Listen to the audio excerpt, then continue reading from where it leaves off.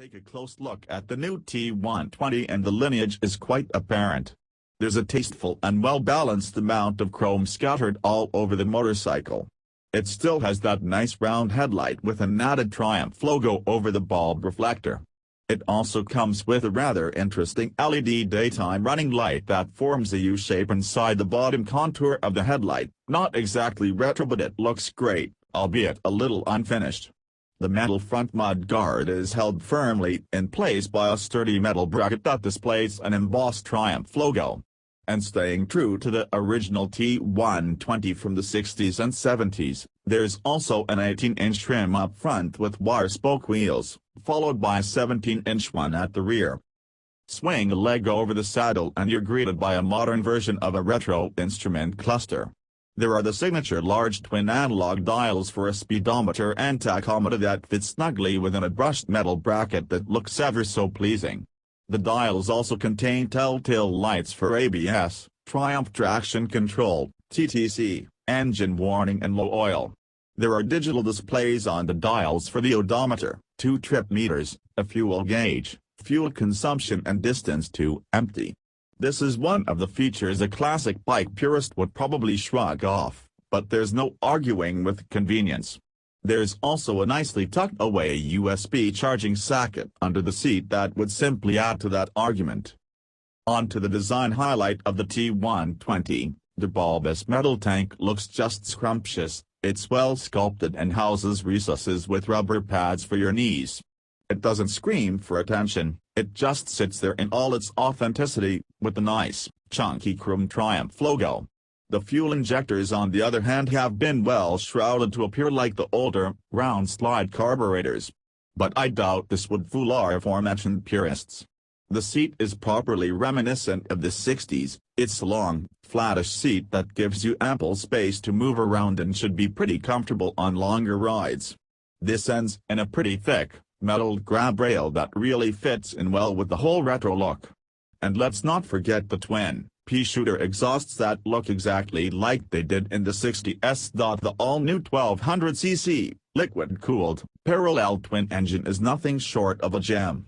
This is the same mill that sets the Thruxton R thumping but in a completely different state of tune.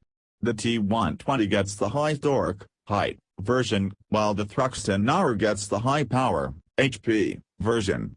The T120's engine drills out a reasonable 80 horsepower of peak power at 6,550 revolutions per minute and a whole 105 Newton-meters of peak to work at 3,100 revolutions per minute.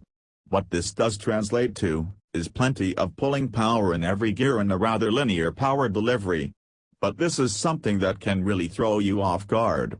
Linger in the lower rev range and you really enjoy the relaxed nature of the engine, with oodles of torque to amble about. Whack the throttle open, and once the tacho needle edges past the 3,100 revolutions per minute mark, speed starts to really build quickly. Even when testing out acceleration on rain-soaked roads, the T120 managed 0 to 100 km per hour in just 5.68 seconds. Not really something you'd expect from a motorcycle that looks like it should come equipped with a cup of English breakfast tea and maybe a crumpet. The 6-speed gearbox on the T120 feels very precise, although it's slightly clunky in the lower gears. But to maximize the potential of all that torque, it comes with fairly tall gear ratios and you could easily see the speedo needle nudging on 90 km per hour in first gear alone. Despite the tallish gearing though, in fourth gear it can go from 40 to 60 km per hour in a scant 2.74 seconds, and even in sixth gear, the run from 70 to 100 km per hour in just 5.79 seconds. As they say, there's no replacement for displacement. What's also responsible for such delectable linear power delivery is a new 270-degree crankshaft layout, which also makes for a lovely burble from the twin P-shooter exhausts. It's certainly a symphony that fills you with the nostalgia of what parallel twin engines must have sounded like half a century ago. The T120's dose of modernity includes some neat touches such as a ride-by-wire throttle, which has made way for a competent, but rudimentary, and switchable, traction control system. The traction control ensures you don't spin the rear wheel on loose surfaces, but when it does cut in, it's a bit abrupt, which can be a little unnerving mid-corner. But while this same traction control system is also available on its smaller sibling, the Street Twin, the T120 gets riding modes as well.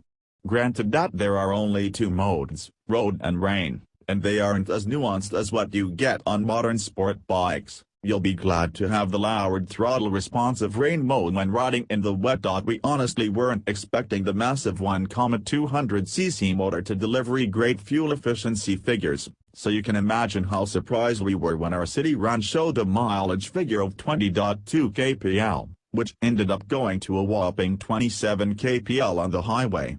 Combine that highway mileage with a 14.5-liter fuel capacity, and you're looking at a range of nearly 400 kilometers between fuel stops. The T120 really does make a strong case for itself as a touring machine. The T120 is one of those bikes that manages to execute the perfect blend of the past and the present. It still has the old-school charm, along with all the technological development that makes motorcycles so much easier to ride today. In essence, it has matured in the proper way an iconic motorcycle should.